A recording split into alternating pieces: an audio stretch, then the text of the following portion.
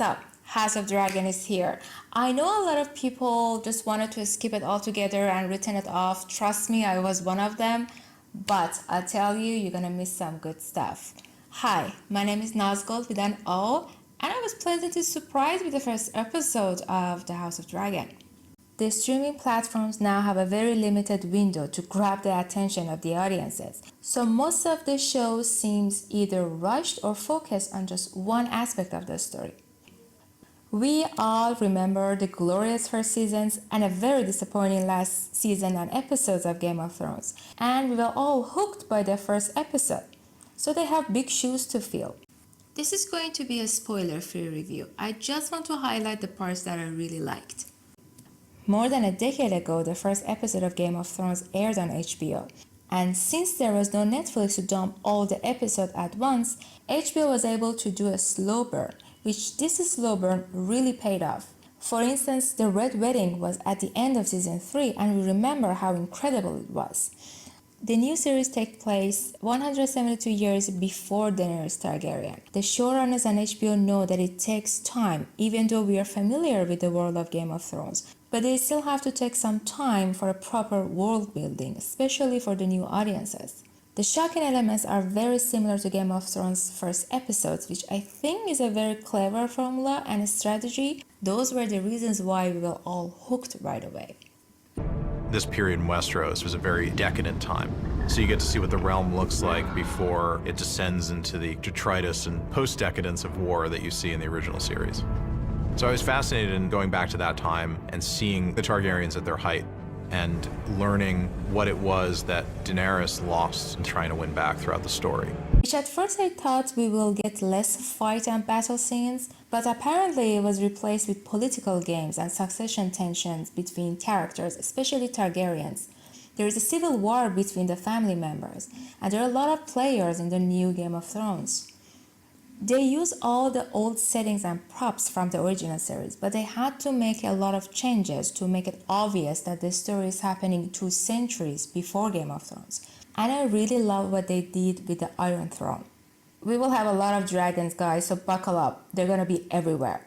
In terms of characters, I know that we will have a lot of younger actors to be replaced with older versions of them. We will have a lot of time jumps, so don't get used to them just yet. They're going to change a lot.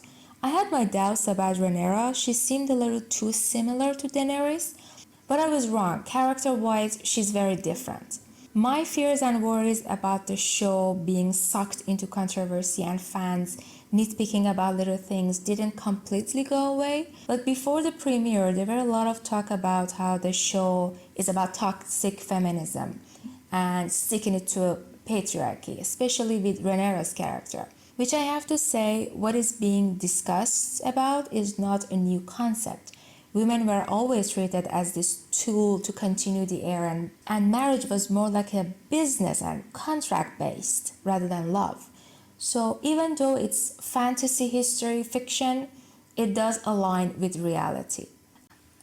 Another negative comment around the show was about forced diversity, which I covered in my previous video. You can find it somewhere around here. And I discussed how the fans can harm the show with this type of discussions and how they force this house to be portrayed as a different race than Valeria's. I have to say they fit right in Game of Thrones world building very organically.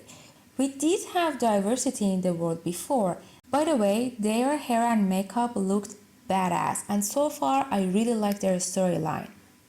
But how far is too far? I don't know how much you know your history, but in ancient Egypt and many other countries, top of my head, Habsburg's the Spanish line. Marrying a family member for strengthening the family line was a norm, and it's heavily used in the show as well. Especially we know that the Valerians and Targaryens were mostly inbred and they had incestuous marriages. The incest stuff is an important part of Targaryen history, as it helped to keep their bloodline pure and allowed them to ride dragons. It also explains why some Targaryens had mental illnesses later on, Daenerys included, even though it was kind of rushed in the last season.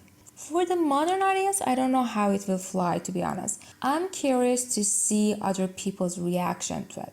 Like, we are legit going to have some sensitive topics about marrying of 12-year-olds to their uncles and a lot of incest in the show. However, the first episode didn't disappoint. They have to compete with similar shows like The Ring of Power, but so far I can say they will be ahead of a competition since Ring of Power seems like a hot garbage in eyes of Tolkien fans. So, give it a try, why not?